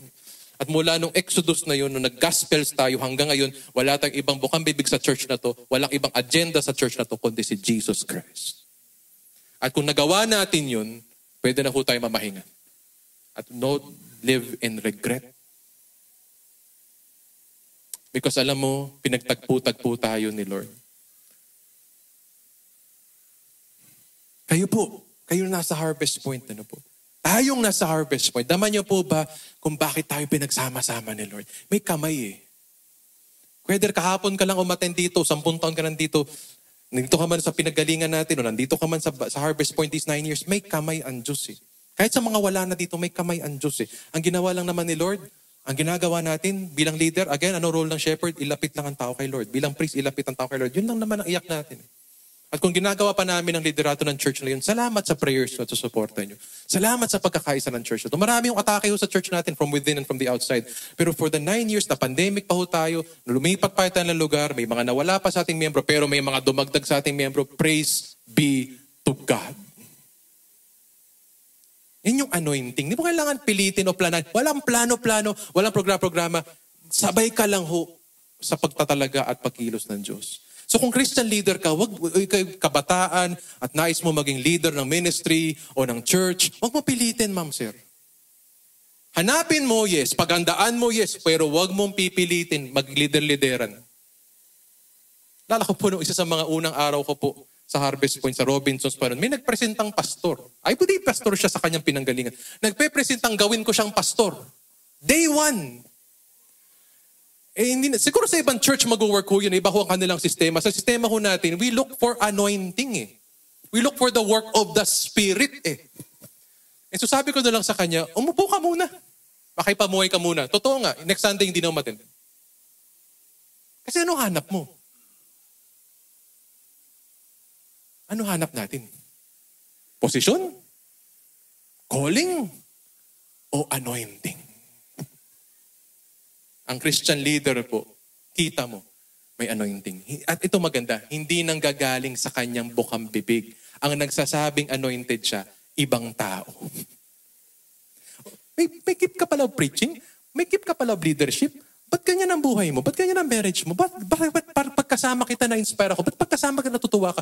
Pag may mga ganang taong umihirit sa'yo, pag ikaw ay isang kagaangan at karagdagan ho sa buhay nila, yun eh. Yun yung anointing. Wag mong pilitin. Wag mo hingin sa ibang tao. Hayaan mong sila ang magsabi, pastor ka nga, leader ka nga. Kasi, pagkasama kita, na-inspire ako eh. Kasi pag nakikinig ako sa'yo, lumilinaw, nabubuhay yung word ni God eh. Kasi pag under ako sa ministry mo, nag-grow ako, yan ang pag-pray mo. At huwag mong piliting hanapin at huwag mong singilin ng ibang tao. Hindi ganyan ang leader. Hayaan mo si Lord ang magkampanya para sa iyo. At pagtapos ka na sa iyong kinaluluklukan, at least, sabi ni Lord, well done, good and faithful servant. Number 3, qualification ng Christian leader. So one is character, Christ-like character. Number 2 is anointing or anointedness. Number 3, leadership. Now, ano po ba ang definition ng leadership? Simple lang po, no? Sa bundong ginagalawan natin, leadership is basically, yung kakayanan mo na mag-lead ng tao tungo sa isang goal o isang direksyon. Hindi ito madali. Hindi lahat may ganitong kakayanan. Pero ang leader ho may ganong kakayanan at abilidad at desire na dalhin tayo sa isang magandang vision. The vision of the kingdom of God. So, pakita ko na lang po kung gaano kahirap ito. Ano po? Ibalik ko yung survey ho sa atin dito. Sino po dito ang Jollibee? Sino dito ang McDo? Depende, sorry pastor. You have to clarify. Sino dito ang Team Chicken Joy? Sino dito ang Team Chicken McDo? Yung iba, Max Social. Okay. Burger King. O di iba na tayo. Chicken pa lang yun. Okay? Sino rito morning person? Tulad ko. Gusto ko ang shift sa morning person 6 to 3 eh. Kung pwede pumasok ng 6 to 3, papatulan ko. Morning person. Morning person. Yan. Kahit walang kape. Sino rito mid-shift? Panghapon. Hanggang early evening. Sino dito panggabi? Kuwago. Iba tayo ng hubog. Alam ko si Mrs. ko, night shift. Tama ba? Evening shift yan eh. Mid-shift. Okay. Hey. Sino rito binoto si Blanc? Natitempt talaga ako namin, wag na. Palamang iba din. And yet, sa kabila ng ating differences, we're still one family. And a good leader will do his best or her best to preserve that family and to celebrate the differences but galvanize us towards one common superior goal, and that is the kingdom of God. So kahit iba-iba binoto natin, kahit mamaya iba sa inyo nasa Jollibee, nasa KFC, iba nasa McDo, iba-ibang puntahan ng pamilya nyo. At the end of the day, Sunday man o hindi, love pa rin natin ang bawat isa. At pinakamahalaga, love natin si Lord. Yun eh. At ang trabaho namin as leaders, tiyakin na yun ang nangingibabaw dito. Okay? Kapag nagkakapi-kapi dyan, pasensya na kayo, mga leader, minsan marites yan. Pinag-usapan nila. Parang hindi na kailangan pag-usapan yan na. Hindi na direct mo sila pabalik sa dapat nating pag-usapan. Kahit nagkakape lang kayo sa labas. Kasi hindi mo mapigilan eh. Gusto mo i-bless ni Lord ang church eh. So gagawin mo, magagawa mo para number 1, i-preserve ni Lord ang church. Number 2, i-bless ni Lord ang church. Kung mababaw ang usapin natin at papanira usapin natin, ba't ko i-honor yun? Pipigilan ko yun. Unless yung mapanirang puri ay totoo. Pero marami din kasi doon, either partial truth or not true at all. And so, leaders will step in and preserve the peace, the unity of the church. Sa pang ginagawa ng leader, isa pang makikita mo sa Christian leader, magaling sa diplomasya. Madali kausap, masarap kausap, magaan kausap. May nakausap kayo pag narinig nyo, Christian leader, pagkatapos nun parang nagkakamot kayo ng ulo, parang, ganun pala sa church? Ganun pala mga pastor? Parang ang bigat pakinggan. Parang ang bigat ho ng guidance. Parang hirap kasama. But a Christian leader po, would be a presence. A positive presence sa kanya hong kinalalagyan. And is able po, again, to be very diplomatic, magaling ho mag-manage ng tao. Para ho, again, parang sa opisina lang yan, parang sa school, parang group work lang sa school yan. Iba-iba gusto natin, may problema, may nag-aaway-aaway pa sa loob, pero gusto natin, ang gusto ni Lord, dun tayo pumunta. Yan ho ang Christian leader. Magaling siya sa ganun. Effective siya sa ganun. Iba leader, magaling mang-away. Hindi yun ang hanap natin. Ibang leader magaling manghati. Ibang leader magaling magmarites. Hindi po yun. We have to preserve and promote the body of Christ. Bakit mo sasaktan ang sarili mong katawan? Gusto mo malusog, masaya, at nasa katotohanan pa rin ang iyong church. So sino baboto nyo next election? Kulit. Kasi nagpresenta na sila. O sige, babardagulan na ho sila. But tayo po, we have peace because anong clear vision natin? Na sana maghari si Lord sa buong Pilipinas at mga leaders na may takot sa Diyos at tulad ni Lord ang manalo sa election. Kung malinaw yun ang prayer desire natin, may paglalaban pa ho tayo. Hindi na kailangan mag-focus sa mga personalidad. Kaya nga po si sister naawa kay sister. Nung nalaman nila kung sang rally siya umattend, may nambash. Di ba? Na-share na niya yun. Pero awa ng Diyos, yung nambash ba sa'yo nandito pa rin? Pero sa akin po, sana wag tayo ma-stuck sa mga ganun. Now, yung ba sa inyo, Pastor, ikaw nga, di mo nga shinare kung sino manok mo ng election. Now, dito papasok na naman ang leadership equation. Iba sa bawat isa sa atin. Some elders shared who they voted for, where they were attending. Ako po as a pastor, kailangan ko timbangin lahat yun. May merit naman lahat yun. Pero pinagpasyahan ko, hindi ko na-share sino manok ko. I-share ko na lang paano ko pinili yung manok ko. At kayo na lang mag-fill in the blanks. Kasi kung kinampanya ko yung gusto kong manok, wala na rin kayo next Sunday dito. So again, in the interest of the church, may pwede mag-share. I'm not stopping people from sharing sino manok nila. I like it that you share it. But again, for me lang, in my position, kaya nga hirap dito, yung iba, reklamo about leaders. You put yourself in that position at sabihin mo sa kongregasyon sino manok mo. Si pastor pala, ito yung binoto. Either boboto rin nyo rin or ayaw nyo na. Or mamarkahan nyo na ako bilang kulay. Kulay rosas, kulay dilaw, kulay pula, kulay rainbow, lahat na ng kulay. Pastor, hina mo naman. Dapat sinabi mo. Iba naman, very much demanding. Subukan nyo po. Tapos lahat kami mag-demand sa'yo kung sino pinoto mo, ano dapat gawin. Hirap nun, ma'am, sir. Balancehin natin. Again, a leader has that responsibility to balance all of those considerations. Hindi dahil mahina ka. It's a position of strength na marunong ka ho mag-self-control at mag-choose ng path forward. Now, sa Harvest Point, apply natin sa Harvest Point. 5 years. Sabi ko po nung 3 years ago, sabi ko, Lord, pakapalan na mukha to, Lord. Itataya natin po ang susunod na mangyayari sa Harvest Point sa susunod na 5 taon because either we be faithful and fly or we stumble and fall as a church. And our plan, our program is discipleship. Very clear. Tataya natin ang kinabukasan ng Harvest Point sa bawat isa sa inyo na dahil sa pagmamahal nyo kay Kristo, ibabahagi nyo si Kristo sa iba. Yun lang po ang ating programa, plataforma. Na kung ano mangyari after 5 years, si Lord nakakalam. Pero po, yun po ang goal ng isang leader. Gawing malinaw, simple at direkta. Doon po magtatapang-tapangan po ako. Sasabihin ko sa inyo, kapag tayo lahat nag-disciple at nag-small group, lilipad ang Harvest Point. Yun, you can take me to the bank on those statements. Kasi yun, kailangan kong sabihin sa inyo. And tinaya natin ang next 5 years natin sa discipleship. Jerusalem, Judea, this year Samaria, next year to the ends of the world. Ito lang po maganda. Whether, pag tinignan niyo po kami, whether type niyo po ang leadership namin o hindi, ito lang po ang tanong. Meron po ba tayong pinatutunguhan po, yes or no? At yung pinatutunguhan ba natin para kay Lord, yes or no? Kung yes at yes talaga ang sagot natin, praise God, magkaisa po tayo. Pag na ho tayo maningilan at maghanapan, suportahan pa. Kasi may nangyayari sa Harvest Point eh. Last year ho, kay ganda.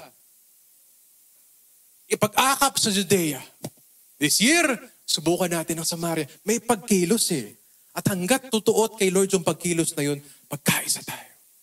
At role ng leader, ipaalala sa inyo every year, every January, every small group, every preaching opportunity, what the big picture looks like.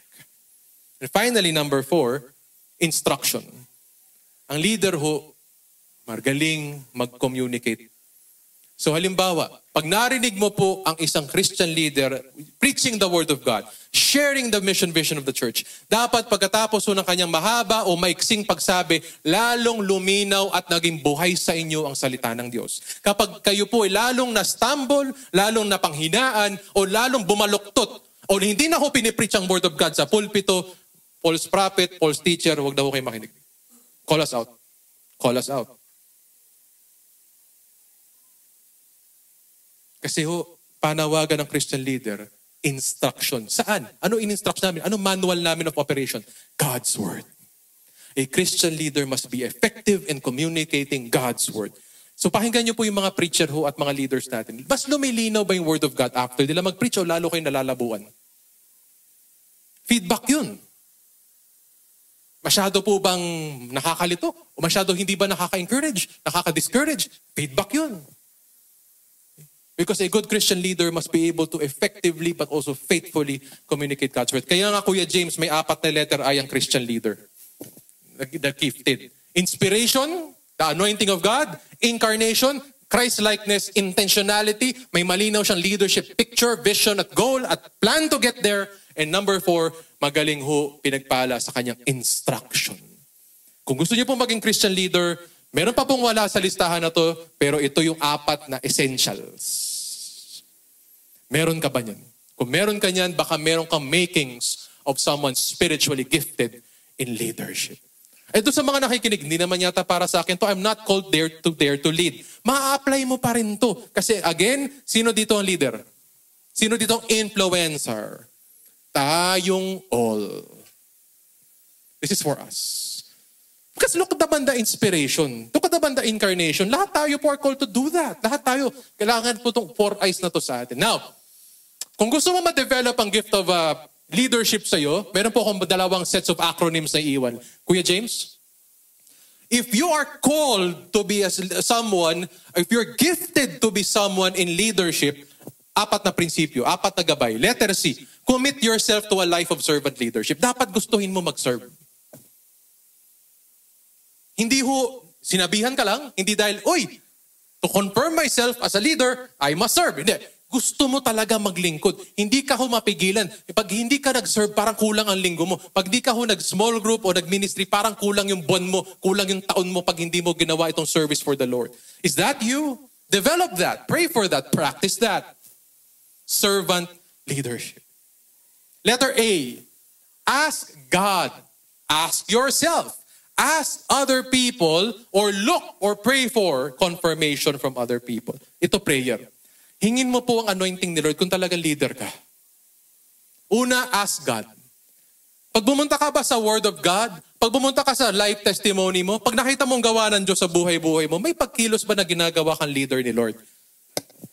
Ask yourself, Maging honest ka. Leader figure ka ba talaga? Leader material ka ba talaga? O gusto mo lang ng posisyon? O ng excitement of leadership? Question. Nung bata ka po ba't nasa school ka? Yung mga classmates mo ba ginagawa kang group leader? Simple test. Tiwala ba sa'yo, tuwa ba sa'yo ang mga group mates mo sa school? Kasi kung lagi ka pong hindi ibig sabihin nun inferior ka.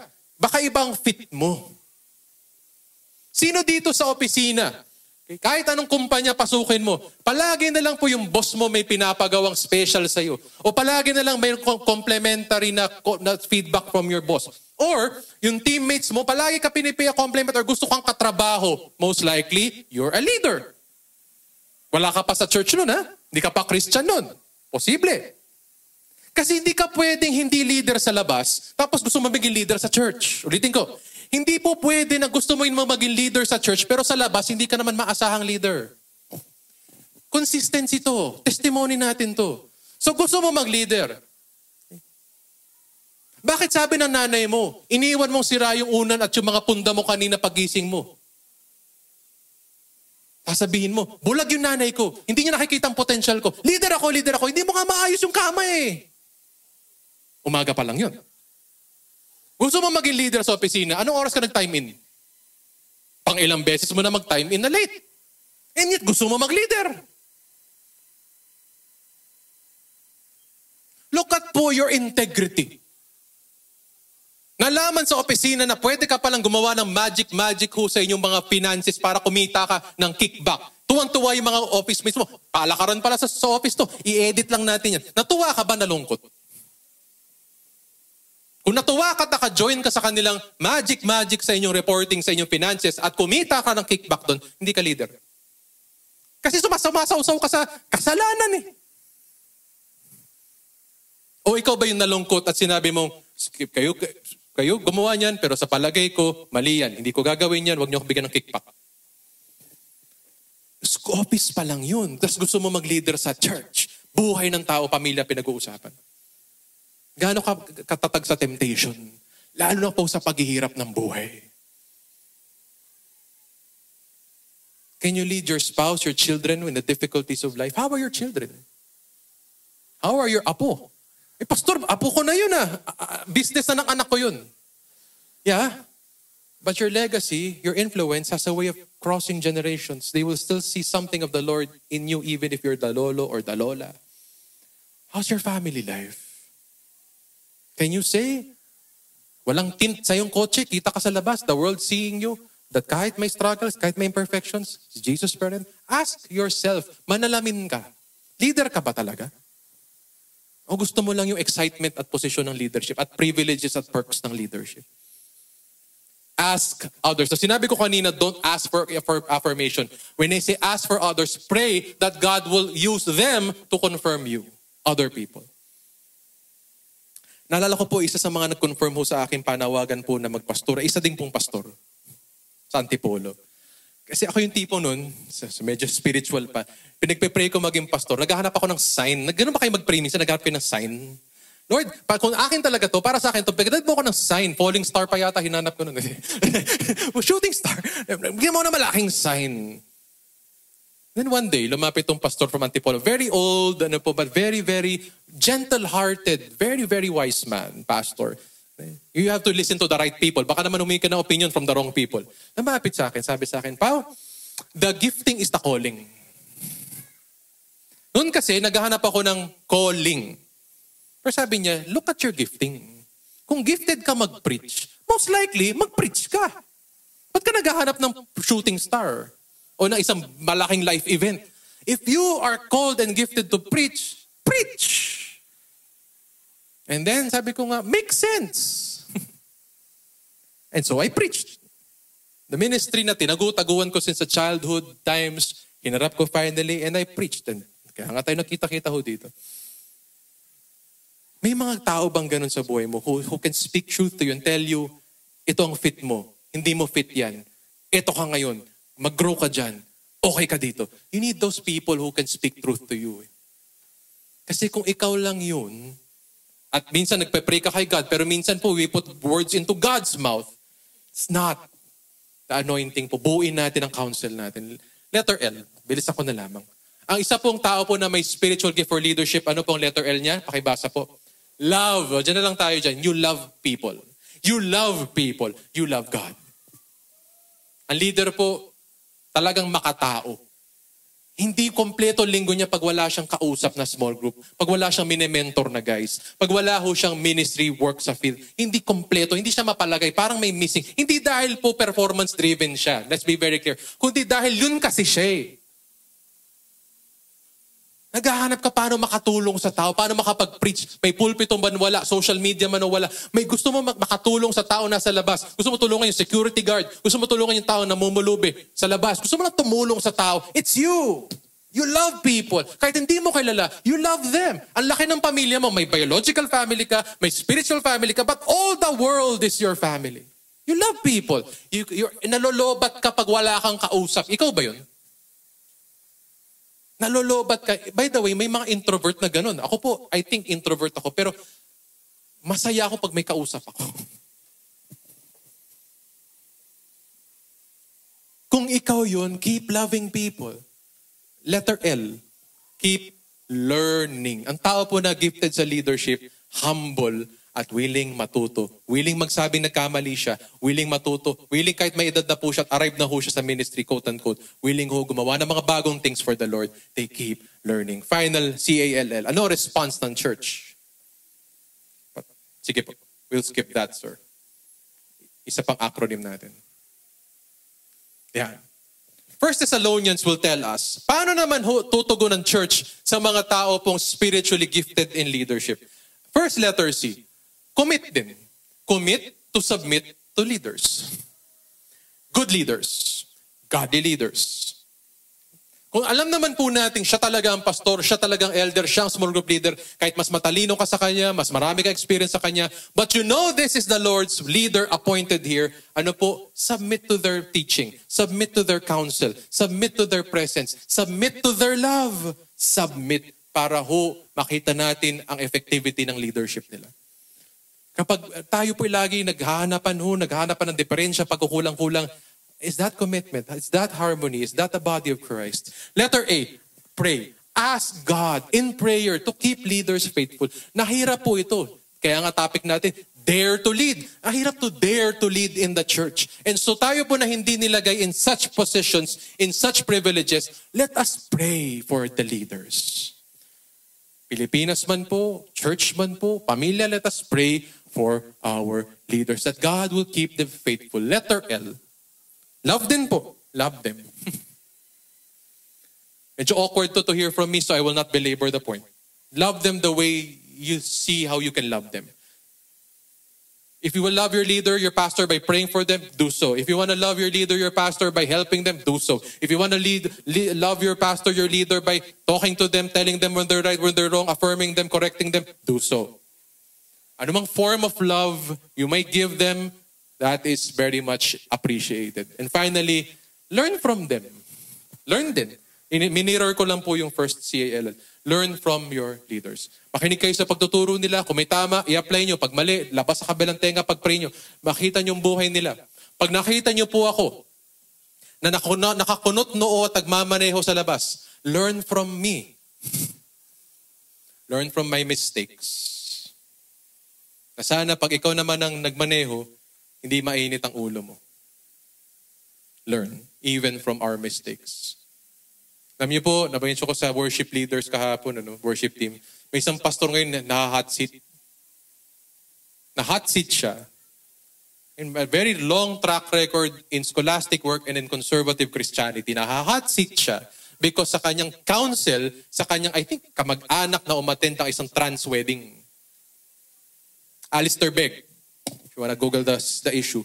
Sabi ko, lungkot Parang kinancel yung buong contribution mo to the body of Christ dahil lang sinabi mo sa isang kamag-anak mo, umattend ka ng transgender wedding. Now, ano malungkot dun? Maraming malungkot dun o levels dun. Okay. Pero again, sabi nga, may isang writer, dinefend siya sa isang article. Discernment kasi yan Call ng leadership yan Sa mga ibang pagkakataon, huwag ka umattend. Sa ibang pagkakataon, lalo na sa konteksto nila, this is a US context by the way, hindi ko sinasabing Philippine context ito. Umattend ka para ipakita mo na concerned ka sa taong yun at baka mamaya mawin mo siya for the Lord. So it's a case of leadership discernment eh. Diniscern ng lead ng pastor na yun na i-advise yung kanyang mga kamag-anak because gusto mo abutin siya, mahal mo siya, umattend ka sa trans wedding niya. At dahil doon, kinancel siya ng kapwa niya Christian. Now, pag nakita niyo po ako sa Catholic wedding, kakansilin niyo rin kaya ako? Alam niyo ba ang mga motivations ng tao?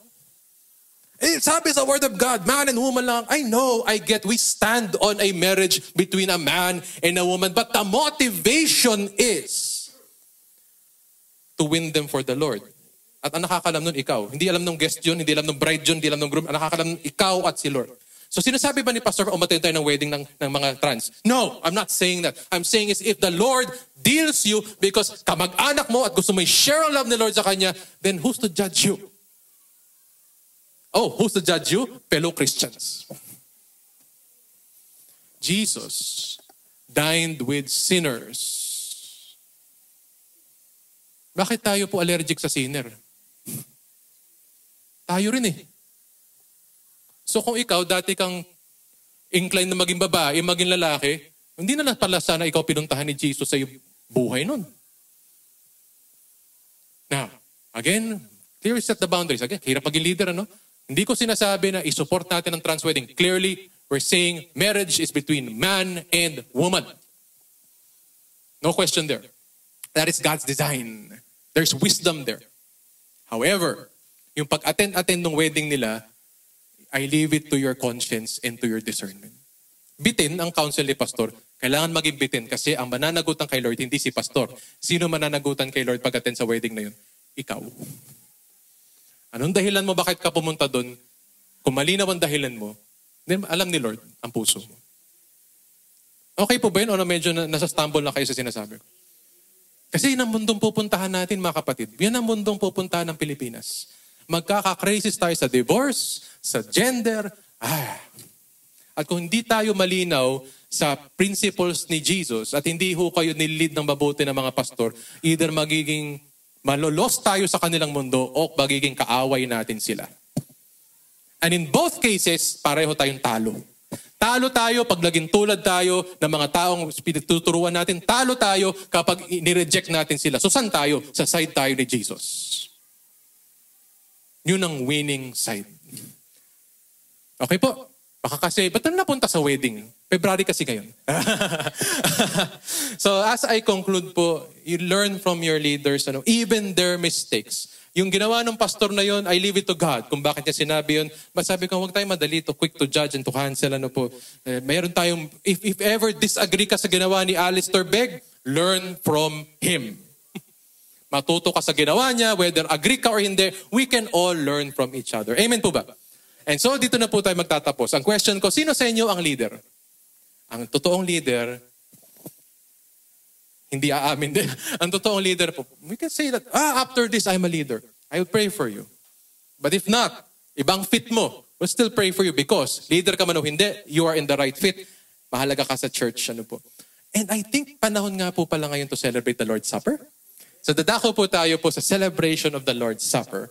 And we will remember the Lord's leadership. Ito na pinag-uusapan ngayon is the leadership of the Lord. I want to celebrate the leadership of Jesus. So pinapasa po ngayon ng elemento ng simbolo ng kanyang dugo at simbolo ng kanyang katawan.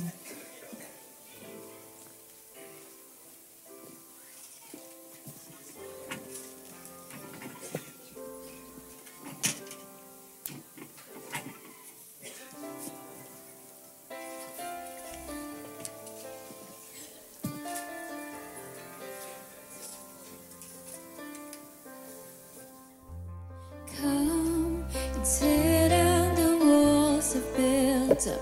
Every wall I've built up. Every wall I've built up. 'Cause you deserve every piece of my heart. Every piece of my heart. Every piece of my heart. Lord,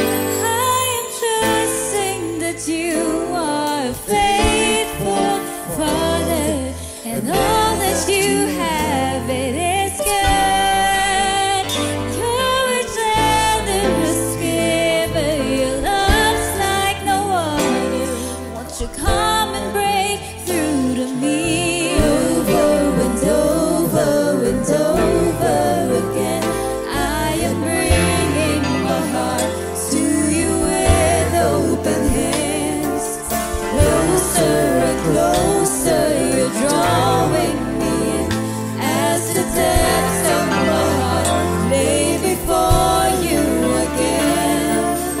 Over and over and over again, I am bringing my heart to you with open hands. Closer and closer, you're drawing me in as the depths of my heart lay before you again. Lord, I'm trusting that you are a faithful Father, and all that you have, it is good. You're a generous giver, your love's like no other. Won't you come and break through to me over and over and over again? I am bringing my heart to you with open hands. Closer and closer, you're drawing me in as the depths of my heart lay before you again.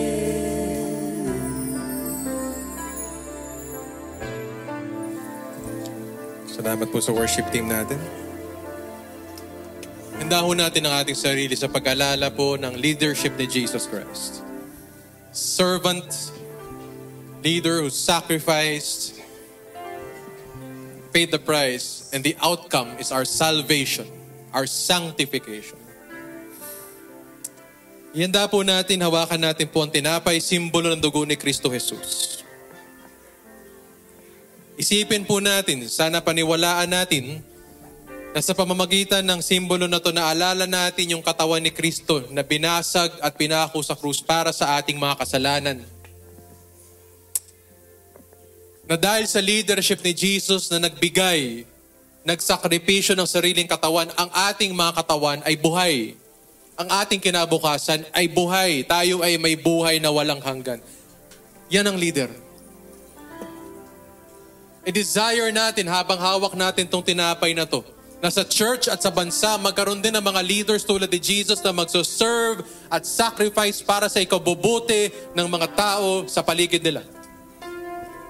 Simulan natin sa tahanan, nawa ang bawat tatay, nanay, magulang ay tunay na maging Christ-like leaders na handang ibigay ang kanilang sariling katawan para ho sa ikabubuhay ng kanilang mga anak at komunidad.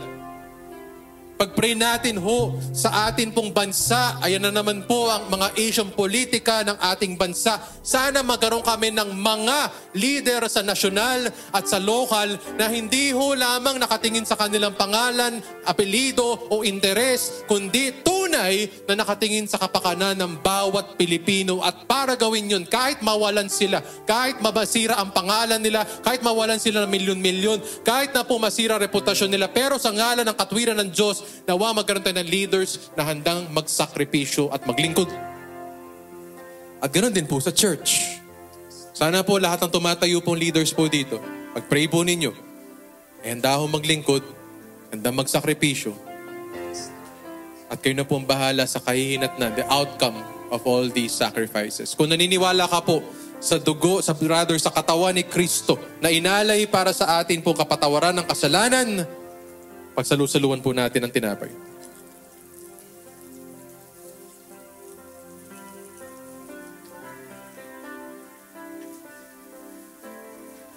Ngayon naman po, ihanda natin ang elementong sumisimbolo sa dugo ni Kristo Jesus. Balik po tayo sa kanyang leadership. Ang totoong leadership, hindi lamang nagsoserve, hindi lamang nagsasacrifice. May bunga. May bunga ang ginawa ni Kristo para sa iyo, kapatid. Maniwala ka, maniwala ka. Naging bunga ay salvation, kaligtasan, sanctification, pagbabagong buhay at bawat pagpapala ng Diyos sa kanyang mga anak. Dahil kay Kristo, Ang dugo na dumadaloy sa iyo ngayon ay hindi na po dugo lamang ng iyo pong magulang o dugo mo lamang kundi dugo na po ng Diyos. You are part of the body, the family of God. We are children of God in Christ Jesus. At ang simbolo ng dugo na to, ibig sabihin din po niyan pagbabagong buhay. Yan ang resibo, yan ang bunga, pagbabagong buhay.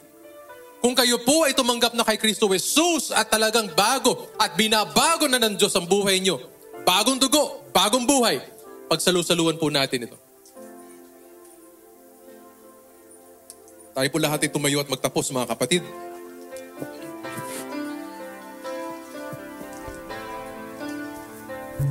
Panginoon, thank you because leadership, Lord, we sometimes have a very negative view of leadership, especially when we're not leaders. But we need leaders. We need good leaders. We need Christ-like leaders. And so I pray, Lord, that you give people in the church, but even outside the church, Lord, with the spiritual gift of leadership. But Lord, I pray magsimula sa church because this is a spiritual gift. This is a work of God. I pray, Lord, na ang church ay maging factory, maging production line, maging source, maging refuge at community ng mga future leaders ng bansa. May we produce good leaders from the church. Nawa, Lord, yung mga future na pangulo, future na business owners, future community organizers, future local leaders ng aming bansa, masabi nila, dati, nag-serve ako sa youth ministry. Dati, nag-serve ako sa Masterpiece Sunday School. Dati, nag-serve ako sa preaching team kahit bata pa ako. Diyan ako nahubog sa small group. Diyan nahubog ang aking pong mga paniniwala. Sana masabi ng future leaders na lumaki sila sa church ni Jesus. At kung hindi man namin magawang ma-impluwensya ng aming leaders, patawarin niyo po kami. Open us our hands, reach out to our leaders in government, in business, at work, in community. We reach out to the next generation, the leaders among the millennials, the leaders among the Gen Zers. Lord, we are all about them, O Lord. Because we need good leaders. It will be for the good of all. Lord, patawarin niyo po kami, Lord, kung natakot kami sa mga leaders, nahiya kami o na-disillusion kami sa leadership. Lord, sana as we reach out and make disciples, make us disciple leaders and future leaders of our country. At sa bawat may giftedness ng spiritual leadership dito, I pray for them. Baka may nakikinig nito. Meron pala silang tanim ni Lord, ng Holy Spirit, na sila pala gifted in leadership. Lord, alagaan niyo po yung seed na yan. Let it grow. Lalo po kung bata pa sila, let it grow. But Lord, complete the journey. Use them for your kingdom advance. And one day, I will be delighted to see my future replacement, to see the replacement of the eldership, to see the replacement of our ministry leaders, our small group leaders, to see the future of this church. I will delight in that. Because Lord, kami leaders, hindi naman kami kapituko. Alam namin, kay Lord itong gawain ito. Si Lord ang magtataguyod. Si Lord ang bahala. We will be faithful. I pray for the present leadership, to the eldership, the small group leaders, the ministry leaders. Keep us faithful. Ang hirap po, Lord, mag-lead. Ang dami mo nang iniisip sa buhay. Dadagdag pa yung buhay ng ibang tao. Ang dami nangyayari sa labas. May battle na nangyayari sa loob. Help us, Holy Spirit. Help us. Help your leaders, Lord. Help your shepherds be more like you. Na sana pagpasok sa Harvest Point, bawat ma-encounter na leader ng Harvest Point, masabi, nakita ko si Kristo sa kanya. Di ko masabi, di ko ma-explain. Feel ko si Jesus sa kanya. May totoo sa sinasabi niya. May totoo sa preaching niya. Ang linaw niya mag-preach. Sobrang outgoing niya. Sobrang mahilig siya sa tao. Gusto niya makisama sa amin. Gusto niya makipamuhay. Gusto niya manlibre ng kape. Sarap niyang kasama. May impluwensya siya sa buhay ko. Sana lahat ng papasok lalabas ng Harvest Point, bawat maka-encounter sa leaders natin magsabi, may pinapasa siya sa akin. Either a burden, a teaching, a challenge, whether it's just your presence. Keep your leaders faithful and raise your leaders in Harvest Point. To you be the glory, Jesus Christ. To you be the honor and praise. Salamat for leadership. Salamat because you are our leader, Jesus. Salamat because, Lord, may pinatutunguhan ng church na to. More and more of Jesus. At maganda ang aming kinabukasan. In Jesus' name, we all say, Amen. Amen. Praise God. Palakpakan po natin ang Diyos. Salamat po mga fellow leaders sa pag-attend ng leadership assembly na ito. Go forth po and make a difference in the lives of people. God bless you po. Happy Sunday, Harvest Point fam! Thank you so much for being here with us.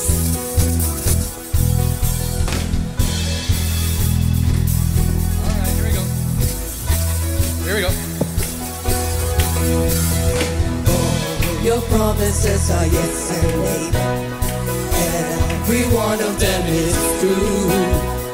I will trust and put my hope in you. Oh, my life is found in you. I've got joy.